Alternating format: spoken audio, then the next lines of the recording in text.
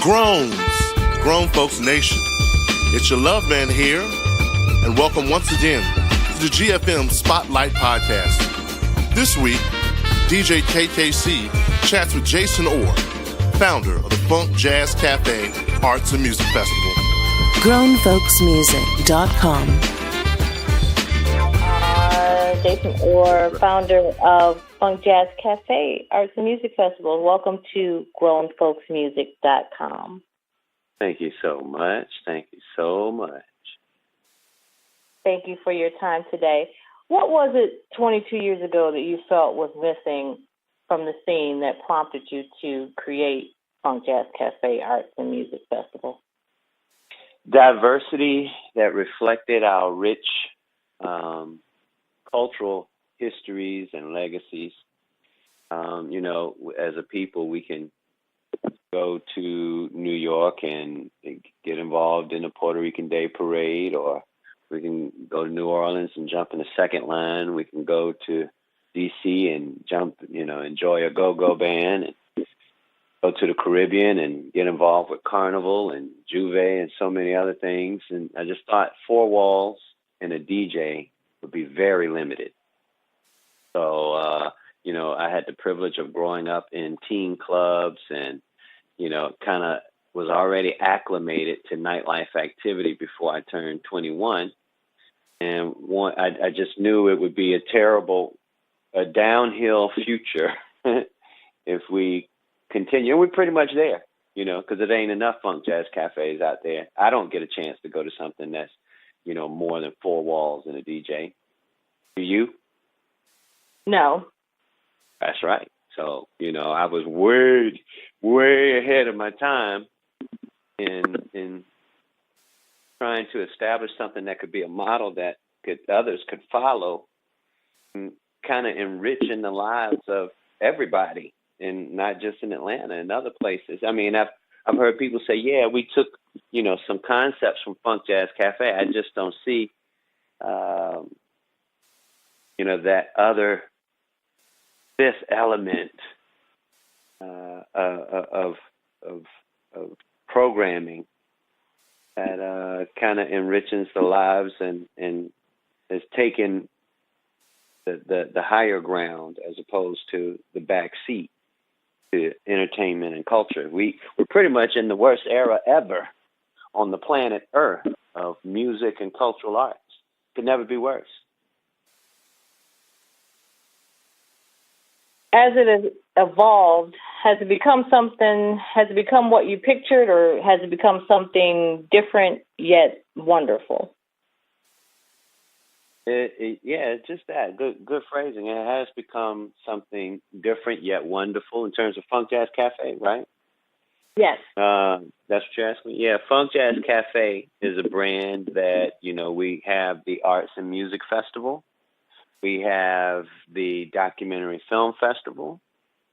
We are moving into cruises and other branded properties because the brand has attracted a certain type of connoisseur of cultural arts, music, fashion, technology, independent film, theater, health and wellness, as opposed to, again, 4 walls and a DJ. People who are looking for something other than what they're being fed. They actually they have a different taste, an acquired taste, that they actually go and look for things in that space. So, I'm proud of what has happened with Funk Jazz Cafe. I just wish more people were responsible to the programming, or more people, because I always say there is a producer responsibility and a consumer responsibility. Consumers always are like, yeah, that's cool, but what's next? What's new? Wait. You got to digest this first. You got to digest songs in the key of life. You got to digest, This Is Not a Love Song by Omar. You got to digest, 1 or 2 of Michelle and Dege Ocello's first albums. It's like don't worry about what's next, what's new, when you really didn't digest the great contributions. Let's look at Prince, who just passed away, and everybody could feel the shift, whether they knew him or not. And it's just like, damn, something has just happened, like a shift in your body. But and the baby boomers didn't really know much about him, and then young people didn't know him at all. You know what I'm saying? And it's right. like, oh, well, you got to go back and at least study the first 10 of his 39 albums before they open the vault. Please do it before they open the vault. They telling you he got enough music for 2 centuries. That's not decades. That's 200 years. I got to be one of the top 20 Prince collectors in the world. I'm telling you, and I got some of the stuff in the vault. I'm telling you, you're not going to catch up with him. It's not going to happen. So people have to really digest what's there. And then what is in the vault is stuff that would be, in things around those areas when he was, of those first 10 albums that you still got to digest. You know what I mean? Most people caught on to Prince at Purple Rain. Don't know For You, Dirty Mind, Controversy, But if I tell you, hey, have you heard Prince's acoustic album, The Truth? They'd be like, no. I'd be like, well, you got to go back. It's so much out there musically and culturally. It's like, be a little bit more responsible as a consumer. We've thrown the baby out with the bathwater in that terms. You're like, we take Drake and Nicki Minaj and 2 Chainz and Future and Rich Homie Quan and, all of Young Thug and, what's going to be better than that? We ain't find nothing better than that. It's just going straight down. I can say this because we're talking to grown folks music, right? Right, we are talking to grown folks music. Right. I don't know. No, I was saying, I think that if there, I don't know, we talk about this sometimes. I think that there is a thing where you have some of these younger artists or new artists who have not studied and don't know anything about what came before, and they think that they're doing something unique or doing something special. But then you have this other group who has studied somewhat, who was in the musical programs in their schools, who really can play instruments, but because of how the industry is, that's not the output of their expression. Or even of their talent, of their ability. You have some stuff that's put out that's way under what they could do or whatever, but there's no space for quality in the mainstream a lot of times. And they want to be at a certain level of success or what they perceive success to be, and so then you get some of the compromised stuff that we've been left with. My next question to you is, one of the things that's unique about your music fest is that you don't announce the lineup. And when I heard that, I thought, A, that's a lot of confidence in your brand, and B, that's a foundation of trust that you've built with your patrons. You were talking about the consumers and the connoisseurs earlier. That's a foundation you've built over 22 years that you don't announce your lineup. Talk about that. Well, that too, again, is to reserve the right to introduce something new to you. We don't have that much talent out there to pull from. The talent pool isn't that big. The infrastructure and the landscape isn't there to foster more of it. I saw that in the early 90s. I started with Funk Jazz Cafe in 94, and the category of Kadar Massenberg started calling his talent on Motown neo soul. And look, neo soul was pretty much the demise. That's no longer an argument. That's captured in our movie Diary of a Decade. Erica, Jill, all of them are saying, please don't call me neo soul. So that is, and in hindsight, we can look and see, look at Lauren, look at Maxwell, look at D'Angelo, look at the things they got to go through now to put a record out. If we didn't call them a certain thing, well, and there's always two sides of that debate. Some people can say, well, I know I know what you're talking about now. You say neo soul. But the overall umbrella consensus was that's some music over there. That has nothing to do with the progression of black music or music in general. It's just a novelty type brand of music.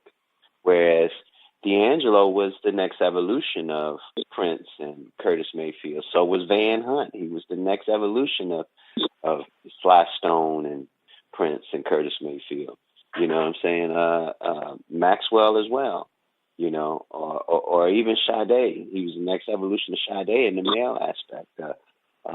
And he even says that now in 2016. I want my music to be able to be listened to by, mothers, parents, when everybody's together, and in sensuous times and things like that. But we have not allowed that landscape. So Funk Jazz Cafe Arts and Music Festival, I knew early on, it's like, what's the point? To say, I'm going to have Pharoah Monch there with the Wolf Pack. It won't resonate with you to say, well, I'm going to come. You know what I mean? Oh, I want to see that. But if you come and we have 8 to 12 tubas, playing Simon Says, and Pharoah Monch runs out and does Simon Says, that's exciting. You know what I'm saying? If I was back in the day, see, Dougie Fresh is really popular as a nostalgic act now, but there was a very low period for him that he wasn't, on many bills. You know what I'm saying? So he would come and turn it out, and that would be the thing. And then we had the opportunity of introducing, CeeLo and Goody Mob and Outkast and Janelle Monáe. My mama even said, I liked Angie Stone, but who was that little girl with the bow tie in 2000? You know what I'm saying? Or who is this Bilal guy, singing behind Erica? It's just, or Erica or Jill or all of these people, just to have a platform to say, I want to have a place with a few thousand people that can appreciate your singing. Or Dionne Farris, after her first phenomenal record, where she went through industry battles as they all go through when they grow and develop. That's one thing we saw with Prince, when they wanted Purple Rain too. After he won an Oscar on the album, he stops the tour, cuts his hair, and come out with Raspberry Beret. That's ball. So in the same essence, we have the same integrity.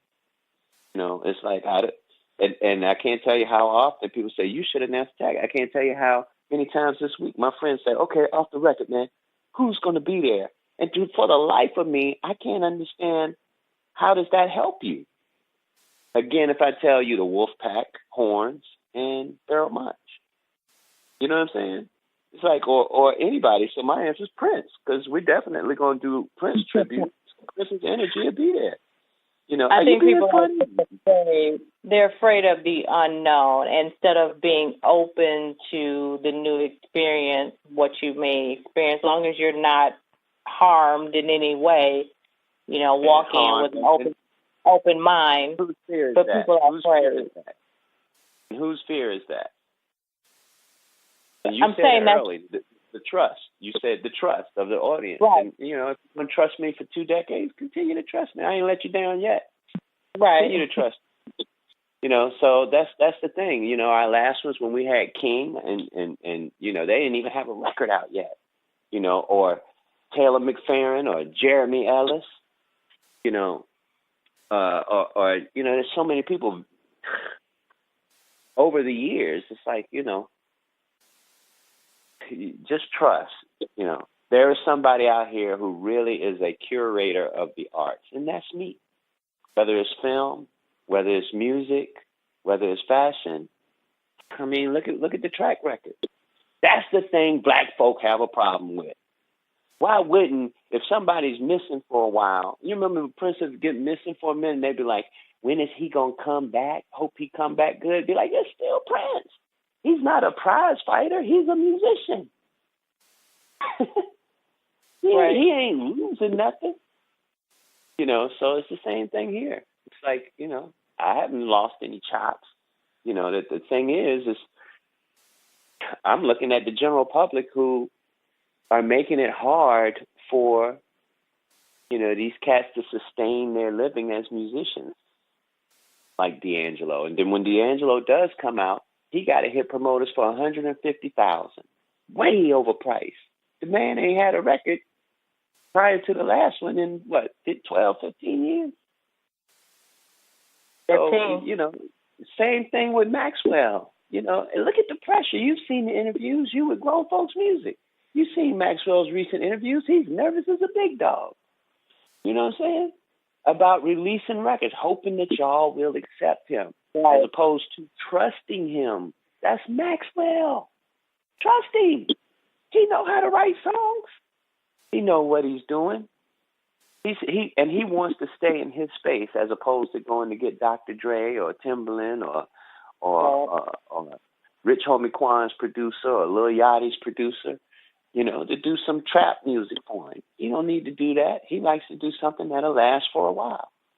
And it's the same thing with Erica. Erica puts out a mixtape. 7 different songs, a Hotline Bling.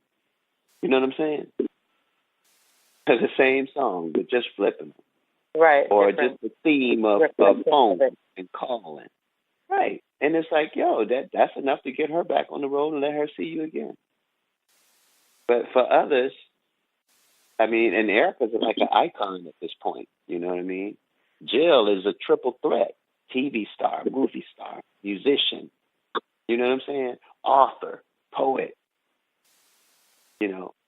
So Funk Jazz Cafe is really just trying to keep a platform for real artists to create and people who appreciate that to come out and see it. When y'all come on the 21st, it's going to be, 20 to 30 visual artists all painting prints. So you get to see different ideas or renditions of how people see Prince. And each one of them, I'm like, what era of Prince are you going to pick? I told them, pick any era. I want to see what that look like. Pick any era. Because the funk is left. The funk is over. James is gone. Prince is gone. Michael's gone. Rick James is gone. Roger's gone. Who's left? Who's left? Nobody's playing funk. Van Hunt can play some funk. D'Angelo can play some funk. Erica can be funky.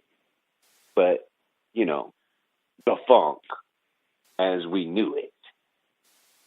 Roger, Zap. The foundation of funk. Right. Just people who are really just, all I want to be is funky. It's a bunch of musicians out there, but that don't mean they funky. You know what I mean? You have to say, hey, man. Oh, no.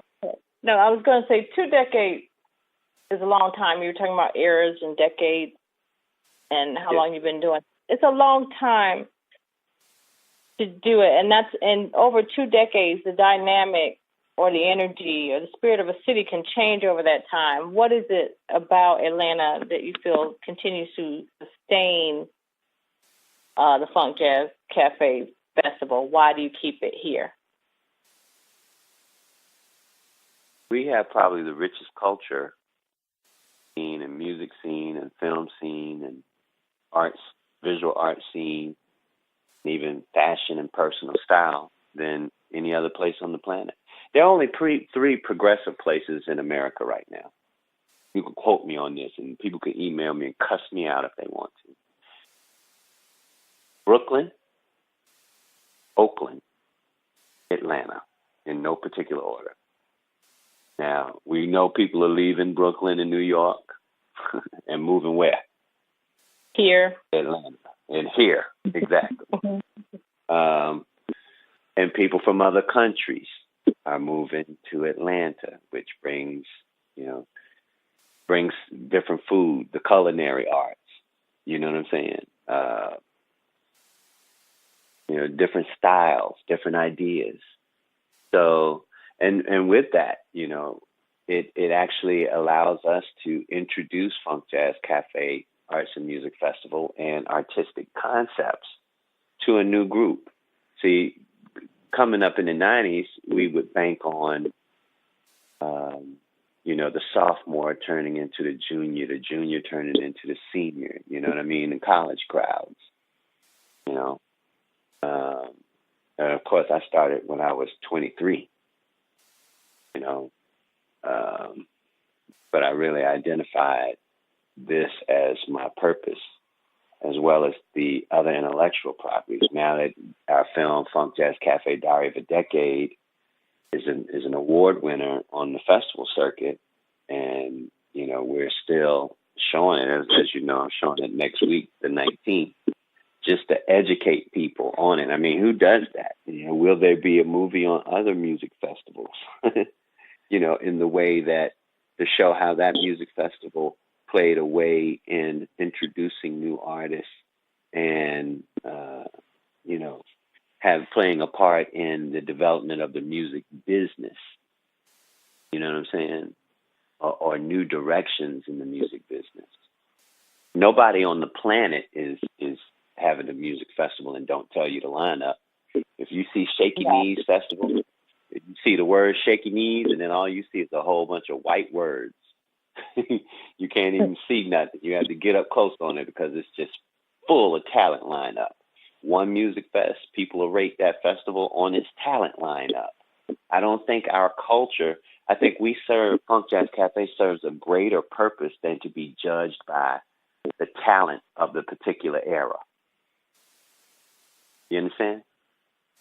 Yes. Like we shouldn't be judged by what's out there today in terms of talent. Somebody said, who's going to be there? I said, Fabian Williams, Fahamu Peku, Maurice Evans, CP the Artist, Charlie Palmer, Jody Harris. These are the top visual artists in the world. I was reading something on Gossip today on Eva Pigfoot, Eva Mendez, whatever she called herself. America's Top Model, Eva Marcille. Do you know where she was modeling the year before that? At Funk Jazz Cafe. Awesome. We had, and that's what I'm saying. You hear the tone in my voice? My eyes are squinting like, what, nigga, what? I hear the passion, and that tells me why you continue to do it. I don't even have to ask you because I hear the passion for what you do, and there's nothing better. Whether you like it, you don't like it, it's your vibe. It's not your vibe. It's your scene. It's not your scene. But you can't do anything but appreciate the passion that whenever somebody creates something or produces something, if they're passionate about it, there's going to be some quality to it. You can't help it because of the passion there, and that's what I hear in your voice. And that's a good thing. Prince broke the bank in the 80s, publishing on 1999 from 1982 to 2001, getting played every year at New Year's, not even including it being a single and running for a year or so, and then being a legend later on, and they playing his catalog on the radio. He broke the bank with that, but did he stop? Did he stop? Talking about passion. The man didn't quit. I always say that to my friends who are artists who are like, yeah, I'm going to take a vacation. One popular soul artist, I won't mention their name now, it's like, hey, I invited them to Funk Jazz Cafe, and they said, no, I'm retiring. I was like, you're too young to retire. Why are you retiring? And I could totally understand that they were frustrated with the things that they had to go to just to make a living. You know what I mean? And then sometimes when you're doing a certain kind of music, you think it should be respected a lot differently, especially when you're a high-level musician and you're writing, really good poetic lyrics and songs. Songwriting is not easy. You're writing songs on the level of Stevie Wonder with people remembering your lyrics, and they can hum your guitar solos or your piano solos, but you're not number one at the bank, and that makes them retire. And it's like, you know what, man? I said, keep going, because did Prince quit? He done broke the bank at least 3 or 4 times. And as we know now, he's a billionaire. He was a quiet billionaire. But he came to Atlanta, Georgia to do a piano show. Not one, two. And when he got sick the week before, he stayed over there in the St. Regis Hotel for 6 days just so that he can assure that I'm going to keep my commitment and do those 2 shows at the Fox Theater. Now, I done been with Lenny Kravitz, and Zoe Kravitz would come home mad or something, or slamming the door, and I'm talking about limo packed with bags and a private jet ready to go to Brazil for a show, getting paid for it, and he'll change his mind right there. You know what I'm saying? And it's like, oh, okay. You know, these other artists don't have that luxury of staying committed like that. I mean, it's not, you know, of course, Lenny wanted to take care of his family situation as before it was priority to the show. But, you know, it's something to be said about having passion and getting respect for your product. So, you know, a part of the passion you hear in my voice is I'm going to demand this respect. I'm probably, outside of people that work with me, you know, I am the, you know, I look at it and I'm a curator of culture. I'm a cultural analyst. I look at things and have to speak on panels and television shows and stuff like that about what happened in our history and who's who now. You know, and I'm very appreciative of that. But at the same time, I also have people coming up to me and say, I met my husband and wife at Funk Jazz Cafe. Here's my 12-year-old. Here's our 8-year-old. You know, somebody at this Funk Jazz Cafe wanted to marry their woman on the stage. I'm like, man, that'll take too long. I mean, I got 3 requests like that. I got 2 proposals and 1 get married. And I feel very honored for that. You know what I'm saying? I'm humbled by that. You know, I've probably had 1,000 or more. I've met my mate at your event. And to me, it says I've developed something where like minds of people who are astute with culture or who want to be, you know, more knowledgeable about music, fashion, art, technology, looking for new things well before they happen in the general marketplace. You know,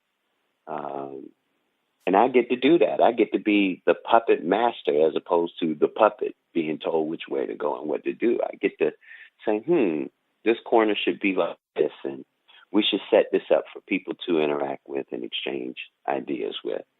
I get to hold the panels and the conferences and the discussions, the critical dialogue on where do we go from here. I get to go show my film in other cities and say, hey, your problem here in LA is you're worried about, or too worried about, who's producing the engagement, who sanctioned it, how much you're getting paid. Whereas where we come from, we say, well, I got corn, you got rice, they got wheat, they got water. None of us can sell this by ourselves. Let's get together and put a big sign over the door called the marketplace. And they have to come see us, as opposed to us trying to solicit them. It's not even rocket science, but it's egos and short-sightedness and other things involved. I mean, that's where health and wellness come in. There is a vegan lifestyle versus a carnivorous lifestyle. I mean, there is carnivorous thought versus vegan thought. You know, it's just how it is. When you align yourself with nature, nature don't lose. It just don't lose. It wins 110% of the time. But guess what you got to have to deal with nature, because we're so convoluted with what America has made. You have to have willpower. You have to have willpower, determination. You got to have knowledge to know what is good for you. You know what I'm saying? Hello? Yeah, I'm listening. No, I'm here. I'm still with you. I think that what you're speaking about is like the whole experience is sort of like I don't know the direct quote that Steve Jobs was talking about. Kind of people don't know what they want. You kind of have to give them the product, and then it becomes, they never knew they wanted and what they wanted. And I think your festival speaks to an experience that maybe people didn't know that they needed in their lives, and then it becomes, once they're open to it, it becomes something, wonderful and an experience that they seek out time after time. And thus you have the people who meet the spouses and have the children and want to come there and get, engaged or even get married on stage. Right. So you said something important there about Steve Jobs. Steve Jobs is that type of visionary. And I'm not saying I'm Steve Jobs, but, you got to recognize who you are and what your service to humanity is. And that's just where I am. I understand what my service to humanity is, and I enjoy it. I have to go and solicit sponsorship. I have to align myself with lifestyle partners that make sense to you and the general public when they come. I have to market it and promote it, in terrestrial mediums as well as digital mediums, you know what I'm saying, as things have changed. When we started, there were pay phones. We used to remember phone numbers for people we flyers, knew, Rolodex. There were flyers. Yeah. Fax machines. My first fax machine was $600, But here we are now that the things changed and you have to adjust to them, So when I hear, who's performing, it's like, man, that is the last thing I'm thinking about, because with the small talent pool there, I could just say, hey, I'm going to pay you this much money to come do this many songs with us. Are you open to it? And they just say yes or no. If they not too many say no, unless, I take that back. If they have a schedule during the summer, don't forget, we used to do our thing 4 times a year.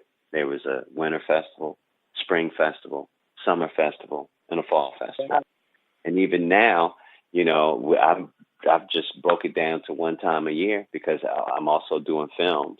I'm a producer on the Maynard Jackson documentary. I'm in the Gil Evans biopic with Matthew Modine from Full Metal Jacket and Any Given Sunday and Vision Quest.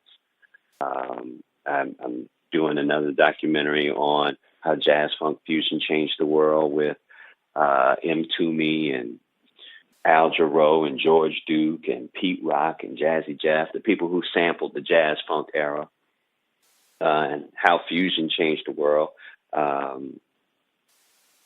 Possibly doing a Roy Ayers documentary. We're in talks about that now. Just that goes into my space of cultural preservation.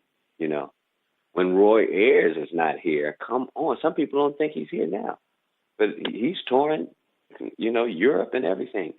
But there's so much there, in terms of preservation. So as a young person, I'm in my 40s, but I still feel very young in terms of creation. And, Prince was 57. He didn't stop creating.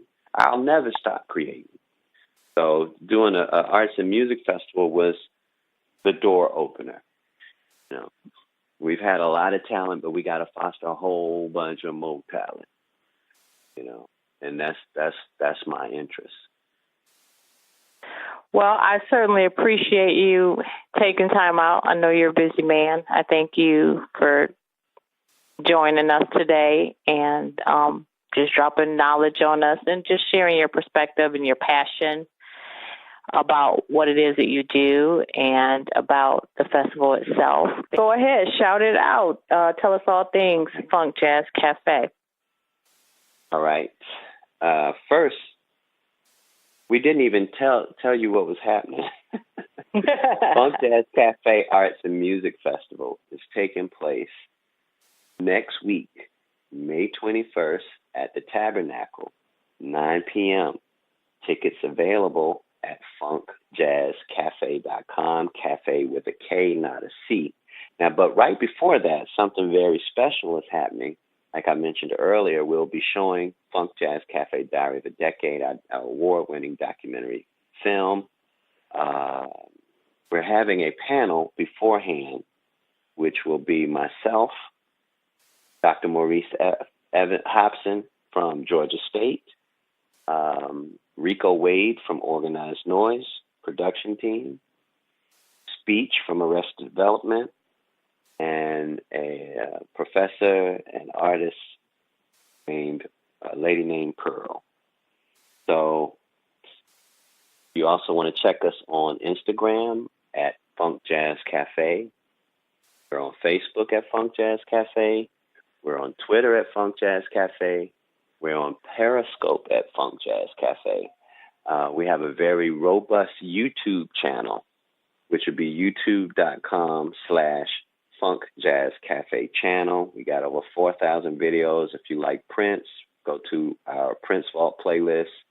We got at least 1,000 videos there. We're very up to date.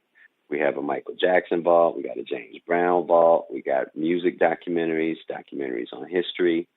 I don't own a TV, so we're pretty much very robust in that space.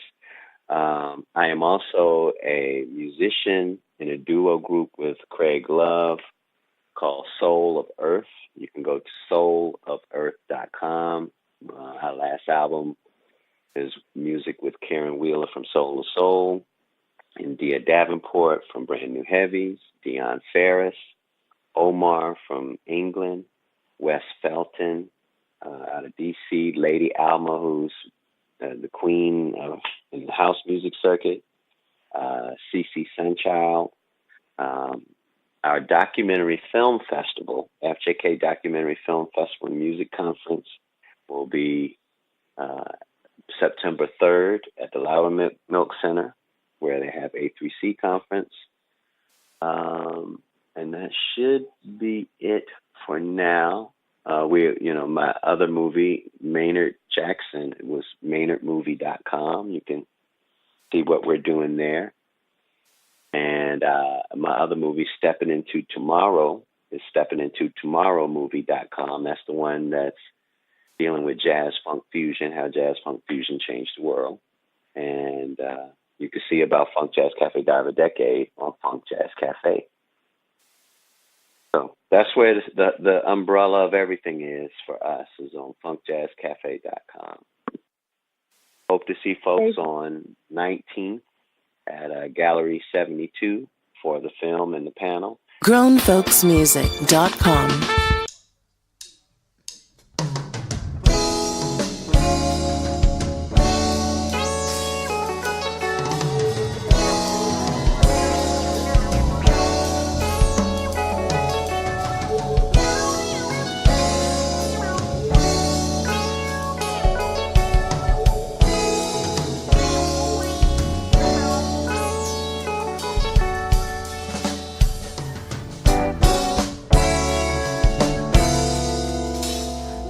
My life in the sunshine.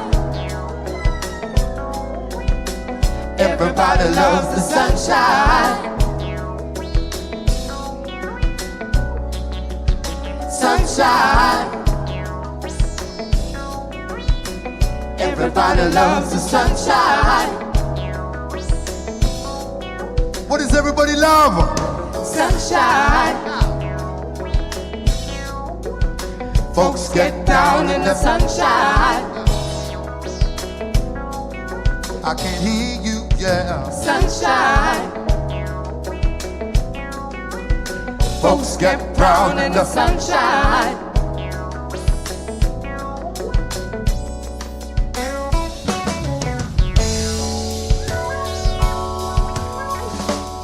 Just bees and things and flowers. Just bees and things and flowers. Yeah. Just bees and things and flowers. Yeah. Just bees and things and flowers.